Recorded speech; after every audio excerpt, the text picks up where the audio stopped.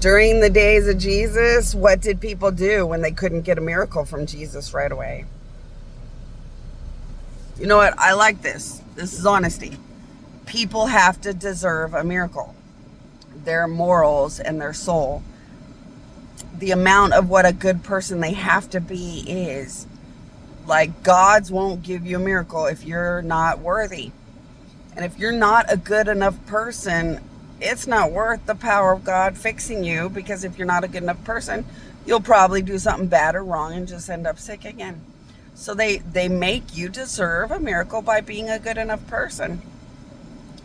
Plus, if a God helps you and you're not a good enough person, it gives the devil money and credit.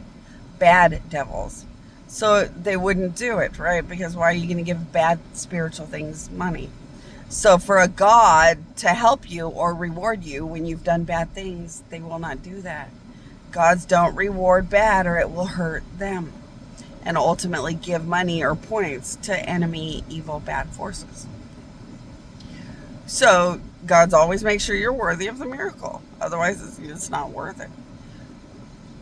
So what did Jesus do? Well, desperation makes everybody want a miracle. That lady who had a blood issue, she had a very toxic, she had blood that was, it was like bleeding blood. Like, it was like blood in her body that was bleeding more than just bleeding blood. And it was a weird toxic blood nightmare issue.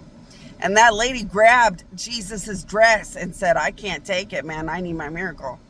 But she was pretty sure she was worthy. So Jesus looked at her and said what you think Jesus would say. Well, that's kind of violating. That's kind of like rape or inappropriate. That's violation. You have touched me without sacred, beautiful, legal permission, but you were worthy for the miracle. And you are a good person. And I wish you would have just asked me, but I get it. There's too many people. So legally, I can say I'm going to write off that you kind of violated my personal space because you were desperate and maybe there was so many people. You could not talk to me or reach me. So that's still, I'm going to make that legally appropriate and give you that miracle. But that lady was not the only lady. It's just the only one they put in the Bible, probably because it was the only good news out of it. There was a guy half dead that kept grabbing his arm. And Jesus had to say, I'm sorry, you're not worthy. And it's a sad day. But that guy had a sad medical, desperate need, but he was a very bad person. As soon as you make him feel better, he'd probably commit a crime or something and end up sick again. You're going to have people that are very bad people. They're suffering very bad problems because they're very bad people. You're going to see people that know they did something against me and are now suffering the reality of what I said, that IVs and doctors can't help them one day, and IVs won't work, and medication won't even work one day because they did something against me. A dead God, you cannot do that. And they'll still try to grab at me or try to touch my car. They don't care about their crimes they've committed against anyone.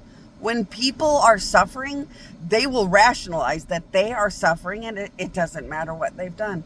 But that's not how life works. What you do will always matter and affect your suffering or your good or bad options. So did Jesus have to say no to a lot of people that really wanted or needed a miracle? Yes. And he always just said, I'm sorry, you're not worthy. Or you're not worthy yet, but talk to the Father, work with the Father until you're worthy or something. There were a lot of people that just weren't worthy of a miracle. They weren't good enough people. And then it was in the Bible everywhere, the fun and amazing, beautiful reality of people that are good enough and receive their miracles. So what you have to do is you have to work through my queen, and work with these gods. And think every morning or whenever you think of it and say, Gods, I'd like to put in my prayer as a good person too, that you would really inspire everybody out there on earth to just really try to work on their morals and become bigger, better, more good people that qualify for their miracles, or keep working on themselves until they qualify for their miracles, and just keep working with the gods in the power of good and good thoughts, that we could all work together until people are good enough people to get the miracles in life that they need. Because that's how it works.